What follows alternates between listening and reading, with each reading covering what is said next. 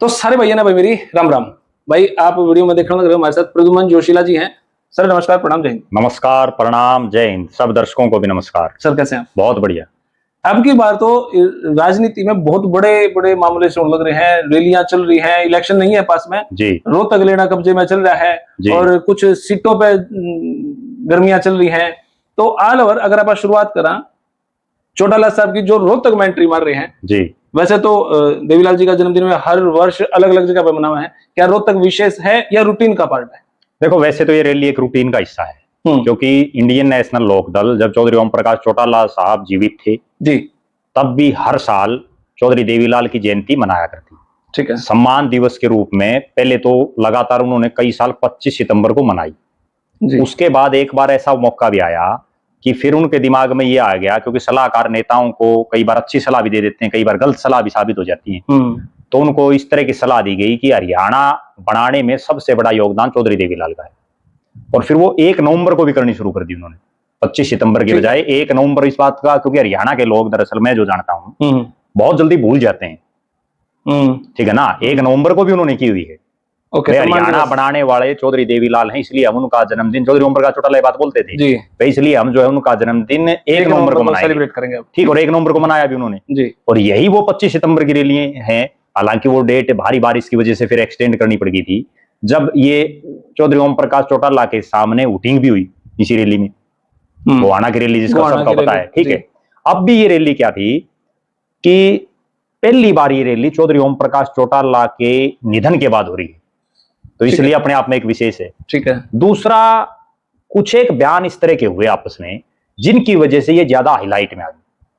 मेरा निजी अब है जी हुडा साहब पे हैवी रहे। मेरा निजी रूप से ये मानना है कि अभय सिंह चौटाला ने रैली जिस दिन रोहतक में रखी उस दिन तो ये हालात थे भाई, इतना हुजूम नहीं उमड़ेगा रैली में, कोई बहुत ज्यादा लंबा चौड़ा मामला नहीं बच रहा था इन लोगों का, ठीक है। लेकिन जो ही वो रोहतक में उन्होंने घूमना फिरना शुरू किया, उसके बाद दीपेंद्र हुड्डा ने एक बयान दिया कि भाई, एक एंगल से उनका बयान भी ठीक था दीपेंद्र हुड्डा जी, कि भाई एक तरफ अभय सिंह चौटाला और इंडियन नेशनल लोकदल के नेता कह रहे हैं कि बीजेपी को हमने हटाना है, और दूसरी तरफ ये रैली रोहतक में कर रहे हैं, जबकि हकीकत ये है कि रोहतक में तो बीजेपी का मनीष ग्रोवर एक एमएलए बना था, ठीक है, या उससे पहले डॉक्टर मंगल सेन कभी जीता करते, ठीक है। बीजेपी का तो कोई सिस्टम ही नहीं था वहां। तो आज भी जो 4 विधायक हैं, चारों कांग्रेस के हैं, उसके साथ लगते झज्जर जिले की बात करें तो 4 विधायकों में से 3 कांग्रेस के और 1 इंडिपेंडेंट है। बीजेपी को वहां कैसे नुकसान होगा?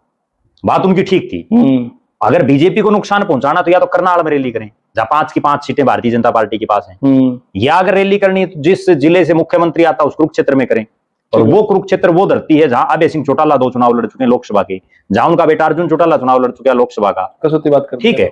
लेकिन लोग उसको दूसरे एंगल से समझ गए। बात तो दीपेंद्र हुड्डा की सही थी, ठीक है। अगर बीजेपी को हराना है तो जहां बीजेपी पहले 0 है तो वहां आप कैसे रहोगे? ठीक है ना। बीजेपी को तो जहां बीजेपी मजबूत हो वहां जाके रहो, ठीक बात है, ठीक है। लेकिन लोगों ने उसका मायना क्या निकाला? लोगों ने भी लगा लो, इंडियन नेशनल लोकदल के नेताओं ने भी इस ढंग से प्रचारित किया, और आजकल सोशल मीडिया का जमाना है जिसमें हर आदमी जो है तोड़ फोड़ करके एक नैरेटिव सा सेट कर लेता अपने हिसाब से। उसका मामला ये निकाल दिया भाई रोहतक में ये क्यों आ रहे हैं रैली करने, जबकि हर आदमी का अधिकार वो कहीं भी जाए, भारतीय संविधान में लिख रखा है कोई आदमी, हर आदमी स्वतंत्र है। अगर वो रोहतक में रैली करना चाहते हैं तो करें। मेरा ये मानना है कि अगर दीपेंद्र हुड्डा उसके साथ एक बात और भी कह देते ना, भाई ठीक है, अगर इनको बीजेपी हरानी है तो इनको रैली तो करनी चाहिए वहां, लेकिन फिर भी अगर ये रोहतक में कर रहे हैं तो हम तो इनका फिर भी स्वागत करते हैं, लेकिन ये बीजेपी को हराओ तो कम से कम। असली निचोड़ की एक बात बता देता हूं आज, जिसपे किसी का ध्यान नहीं है। फरवरी में ये पता चल जाएगा कि इंडियन नेशनल लोकदल बीजेपी के साथ ही है या इंडियन नेशनल लोकदल बीजेपी के खिलाफ। फरवरी में पता चलेगा। ऐसा केस सच पता है जो फरवरी में होगा? वो अभी बता दूंगा तो फिर फरवरी तक फरवरी तक बात नहीं देखेंगे। ठीक है ना। ओके, तो आपका ये कहना है कि दीपेंद्र हुड्डा जी का जो बयान था, हाँ, वो ये था कि वो कहना कुछ और चाह रहे थे, हाँ, उसको घुमा दिया किसी दूसरे एंगल से। ओके, ठीक है ना। और उसी वजह से ये रैली एकदम से लाइमलाइट में आ गई। वरना तो आप एक चीज देखो जी, इससे पहले पिछली साल भी तो रैली थी, उससे पिछली साल भी थी, हर साल होती है, पहली बार ऐसा हो रहा है। और एक और भी कारण है जो बड़ी गंभीर मैं बात बताऊं। पिछले लगभग 1 महीने से चौधरी देवीलाल के परिवार के वो सदस्य जो इंडियन नेशनल लोकदल में, वो सारे तो रोहतक सोनीपत झज्जर में अपना डेरा डाले बैठे हैं। अभय सिंह चौटाला खुद लगाओ, सुनैना चौटाला लगाओ, आदित्य देवी लाल लगाओ, अर्जुन चौटाला, करण चौटाला, सभी वही हैं। क्योंकि उनके दिमाग में ये चीज है कि अगर यहाँ हुड्डा को कमजोर करेंगे तो ही हरियाणा में एक मैसेज आएगा। एक बिल्कुल क्लियर कट मैं बात बता दूं, और इसमें कतई कोई दो राय भी नहीं है कि हरियाणा में जो राजनीति है वो जातीय समीकरणों पर ही चल रही है पिछले काफी समय से। ठीक है। अब ये चौटाला तभी मजबूत होगा, या इंडियन नेशनल लोकदल तभी मजबूत होगी जब हुड्डा कमजोर होगा। हाँ, वो जो वोटों को धड़ा मतलब जाट नेता कोई भी कमजोर होगा, सीधी बात ये है। आज कांग्रेस में सबसे बड़ा जाट नेता तो भूपेंद्र सिंह हुड्डा जी, ठीक है जी। भले ही रणदीप सिंह सुरजेवाला कितने बड़े पद पर, लेकिन वो कैथल तक सीमित है। वीरेंद्र सिंह का परिवार उचाना तक सीमित है, ठीक है। तो अकेला चौधरी भूपेंद्र सिंह हुड्डा हरियाणा में वो नेता है जो 90 की 90 सीटों में जिसका अपना एक दबदबा है। भले उसमें एक बहुत बड़ा कारण ये है कि वो 9.5 साल मुख्यमंत्री रहे, जो आदमी मुख्यमंत्री बनेगा उसका एक होल्ड होता है। लेकिन ये भी जरूरी नहीं, इसके पीछे भी एक बड़ी तार्किक बात मैं बताऊं। 9.5 साल के आसपास मनोहर लाल खट्टर साहब भी मुख्यमंत्री रहे हैं। मनोहर लाल खट्टर साहब के कितने पर्सनल वोट हैं बताओ? नहीं, ठीक है ना, केवल मोदी के नाम पे जीत रही बीजेपी। तो आज नायब सिंह सैनी लगभग 1.5 साल से जो है प्रदेश के मुख्यमंत्री हैं। नायब सिंह सैनी का कितना वोट बैंक है, वो भी मोदी के नाम से जीत रहे हैं। केवल एक प्रधानमंत्री का, जो प्रधानमंत्री है देश के, उसके नाम से बीजेपी लगातार 3 चुनाव जीत रही है। आपने अभय सिंह जी का एक भाषण सुना होगा जी, जब मैंने कहा कि एक सर्वे हुआ जिस सर्वे में ये निकल कर आया अगर कांग्रेस इन 30 विधानसभा में से 15 को नहीं टिकट दे देती सिटिंग एमएलएज को, हाँ, हटा देती है, नहीं टिकट, तो वो जीत जाओगी बात। लेकिन हुड्डा साहब की कहीं प्रेशर आया, प्रेशर पॉलिटिक्स आई, जेल का डर दिखाया गया, तो हुड्डा साहब कहीं ना कहीं बीजेपी से जाके मिले, पूछा कि भाई क्या करूं, तो बीजेपी ने ये कहा कि उन 15 की टिकट नहीं काटनी। ये अभय सिंह का बयान था। देखो मैं अब इसमें क्लियर बात बताऊं आपको, और अब वो वहीं पे ही जाके, वहां पे कुछ लोगों का मन भी आहत हुआ। कुछ लोगों की ये भी सोच है कि आई हुई सरकार हुड्डा साहब ने खिंडा दी। अब भी जो लोग नाराज हो रहे हैं हुड्डा साहब से, वो चाहते हैं कि हमारा, अब हुड्डा साहब तो बीजेपी के हो गए, अब हमारा अगर कोई नेता हो तो अभय सिंह हो, और अब वो इस रैली के दौरान बहुत बड़े स्तर पर ज्वाइनिंग भी करेंगे। इस बारे में आपका क्या? देखो मैं बिल्कुल क्लियर और स्पष्ट बात बता देता हूं जी। कांग्रेस को मैं पिछले कई सालों से देखने लग रहा हूं, ठीक है। आज तो ठीक है भूपेंद्र सिंह हुड्डा पावर में है जी, लेकिन कांग्रेस में हमेशा से ये चीज बनती आ रही है, सिटिंग इज गेटिंग। केवल भूपेंद्र सिंह हुड्डा जब कांग्रेस में तब नहीं है, उससे पहले चौधरी भजनलाल थे, उस समय भी यही मामला था। चौधरी बंसीलाल थे, उस समय भी यही मामला था। कांग्रेस अक्सर जो सिटिंग विधायक हैं, सिटिंग सांसद हारे जीते हैं, उनमें से ज्यादातर को टिकटें देती है। मैं आपको एक बड़ा गंभीर उदाहरण बताता हूं। 2005 के चुनाव के बाद परिसीमन हो गया। परिसीमन होने के बाद चौधरी धर्मवीर सिंह, ठीक है, वो सिटिंग विधायक थे बारडा के जी, सिटिंग गेटिंग की बात बता रहा हूं आपको। उनको सिटिंग गेटिंग के चलते सोना से टिकट देनी पड़ी। वे सिटिंग विधायक है, इसको टिकट देनी पड़ेगी।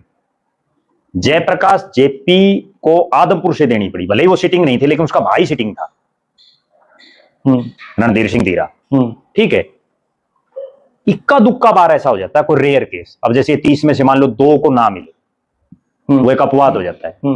अच्छा, कांग्रेस की ये भी सच्चाई है कि इसी वजह से कांग्रेस फिसड्डी है। उसका भी कारण मैं बता दूं आपने। मान लो आज 37 विधायक हैं, और बहुत गंभीर बात मैं बता रहा हूं और आप नोट कर लेना इस चीज को। उन 37 के 37 विधायकों के हलकों में जितने कांग्रेसी पिछली बार टिकट मांग रहे थे, वो सारे गना बैठे हैं। उनके सबके दिमाग में ये आ रहा है टिकट तो ये किसको मिलेगी सिटिंग गेटिंग में।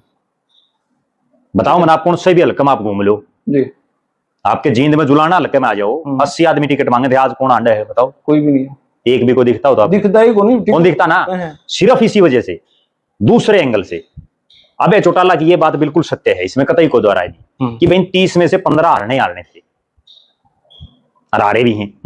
और अब भी मैं बता देता हूं, ये जो 37 है ना, अगर इनमें 37 के 37 को दे दिया, आधे ये भी हारेंगे। क्योंकि सिटिंग एक बार तो विधायक आदमी जो में बना देता है, दोबारा बड़ी मुश्किल है। आप ये देखो रिपीट कितने के लोग कर रहे हैं, 90 विधायक हरियाणा में, आज भी आप फ्रेश देखो कितने हैं, ठीक है। रिपीट कितने कर रहे हैं? बहुत कम। दूसरी तरफ बीजेपी क्यों कामयाब है? कांग्रेस में तो एक सिटिंग विधायक जिसका ये पता है कि ये बुरी तरह से हारेगा, और उसकी भी टिकट काटने की हिम्मत नहीं है राहुल गांधी की, नहीं है ना। दूसरी तरफ बीजेपी ने, मैं 3 उदाहरण बताता हूं आपको। हिंदुस्तान की सबसे अमीर जो महिलाओं में शामिल है, सावित्री जिंदल की टिकट काट दी जी। पंडित रामविलास शर्मा जिसने बीजेपी को हरियाणा में मतलब खड़ा करा, जीवित रखा, खड़ा भी करा, जीवित भी करा, पहला राज भी उसकी वजह से आ गई ना। ठीक है, क्योंकि उस समय तो मनोहर लाल खट्टर ये तो कोई था ही नहीं, 2014 में मुख्यमंत्री थे वो, बिल्कुल मुख्यमंत्री कैंडिडेट थे, प्रदेश अध्यक्ष थे, उसकी टिकट काट दी। और चौधरी रणजीत सिंह चौटाला, देवीलाल का छोरा, जिसको लोकसभा में टिकट दे दी धक्के दे, और उसको एमएलए की टिकट नहीं दी। और उदाहरण दे देता हूं मैं, डॉक्टर बनवारी लाल, संजय भाटिया का भी जिक्र कर लेंगे। डॉक्टर बनवारी लाल, डॉक्टर बनवारी लाल लगातार 2 बार जीता, मंत्री होते हुए 2014 से 19 के कार्यकाल में जितने मंत्री थे ना, केवल 2 ही जीते थे, एक अनिल विज, एक डॉक्टर बनवारी लाल। ठीक है, और डॉक्टर बनवारी लाल की टिकट काट दी। ठीक है, संजय भाटिया जो पूरे देश में दूसरे नंबर पे टॉप की जो मतलब 2 जीते थी उनमें वो शामिल, और उसको एमपी की टिकट तो काट दी, चलो मान ली मनोहर लाल खट्टर साहब आगे, एमएलए की भी कौन दी, फिर वो राज्यसभा में नाम चले और राज्यसभा की भी नहीं दी जब रेखा शर्मा को बनाया। तो अब आप अंदाजा लगा लो। बीजेपी में तो देखो, एक उदाहरण और दे देता हूं मैं, बवानी खेड़ा में बहुत लोग टिकट मांग रहे थे जी, एक बहुत ही साधारण घर के विशंबर वाल्मीकि को खड़ा कर दिया बीजेपी, सबसे गरीब आदमी, सबसे गरीब आदमी जी, जी, उस समय भी आता है, उस समय का, आज तो गरीब नहीं कह सकते, लेकिन उस समय का गरीब। अच्छा, ठीक हो स्थिति तो ठीक है। अच्छा, तो गाड़ी बड़ी अच्छी ले रहे हैं। हाँ, इनोवा गाड़ी है मेरे ख्याल में, बढ़िया, हाँ जी, बढ़िया पंचकुला कोठी है। मैं तो अभी जा भी रहा था। अच्छा, ठीक है, चले चमक भी आ रही है। हाँ, चमक आ रही है बिल्कुल, इसमें कोई शक नहीं जी। ठीक है, मेरा अच्छा मित्र है वर्षों से जी। तो उस विशंबर वाल्मीकि को टिकट दे दी, देखो बीजेपी का, उसने उस रामकिशन फौजी को हरा दिया जो लगातार 3 बार जीत गया। 2000 के चुनाव में, बहुत कम दर्शकों को ये बातें याद रहती है, 2000 के चुनाव में हरियाणा विकास पार्टी के केवल 2 ही विधायक बने थे, एक चौधरी बंसीलाल, उसको भी अपना हल्का छोड़ना पड़ा था, बंसीलाल वो तोशाम से विधायक था, तोशाम से चुनाव लड़ा करता, भिवानी शहर से लड़ना पड़ा, और उनका लड़का सुरेंद्र सिंह तोशाम से चुनाव आया धर्मवीर के मुकाबले, लेकिन रामकिशन फौजी जीत गया, और 3 बार लगातार जीते रामकिशन फौजी। उस विशंबर ने उस रामकिशन फौजी को हरा दिया। 2019 में फिर विशंबर को दे दी टिकट, फिर विधायक बनया, नायब सैनी पार्ट 1 वो मंत्री बनया। जो ही मंत्री बनया, उसकी एक ऐसे आदमी ने टिकट काट दी, मतलब जिसका बीजेपी से कोई संबंध ही नहीं, कपूर वाल्मीकि जेजेपी की टिकट मांग रहा था। ठीक बात है, बताओ आप। तो ये बीजेपी इसलिए कामयाब है कि यहां किसी को ये अंदाजा नहीं लग पाता कि टिकट कौन ले जाएगा।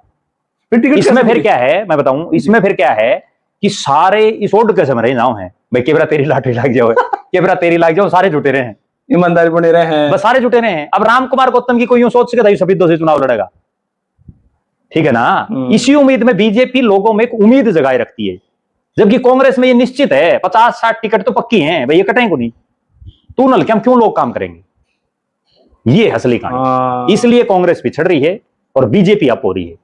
ये ना केवल बीजेपी, आपको एक और बताता हूं, तीसरी बार आने के बाद भी बीजेपी अप हो रही है। आपको एक और बड़ी गजब बात बताता हूं, ये बीजेपी नहीं, ये स्ट्रेटेजी कभी चौधरी ओम प्रकाश चौटाला भी अपनाते थे। वो भी यूं लगता था ना भाई, यूं ज्यादा बड़ा चौधरी पाग रहा है, उसकी टिकट काट के कोई ऐसा दे देते जिसकी कोई कल्पना नहीं कर सकता बेचारा उनका। कृष्ण लाल पंवार जो मंत्री है सरकार में जी, वो 5 बार का एमएलए था जी, उसकी टिकट काट दी, बताओ कोई सोच सकता है कोई आदमी? ठीक है ना। तो बहुत जगह इस तरह का चौटाला साहब भी जो ये एक्सपेरिमेंट करते थे ना, इसलिए उसकी पार्टी खड़ी रही, कामयाब रही, वो खड़ी रही पार्टी। आज 20 साल हो गए उनको राज से गए हुए, उसके बावजूद आज भी लोकदल के नारे लगाने वाले मिल जाते हैं। ये तो इनका परिवार पार्टी के आपस में, अगर ये इकट्ठा रहता तो एक बड़ी ताकत बन जाती। आखिर तक हो जाओगे इकट्ठे?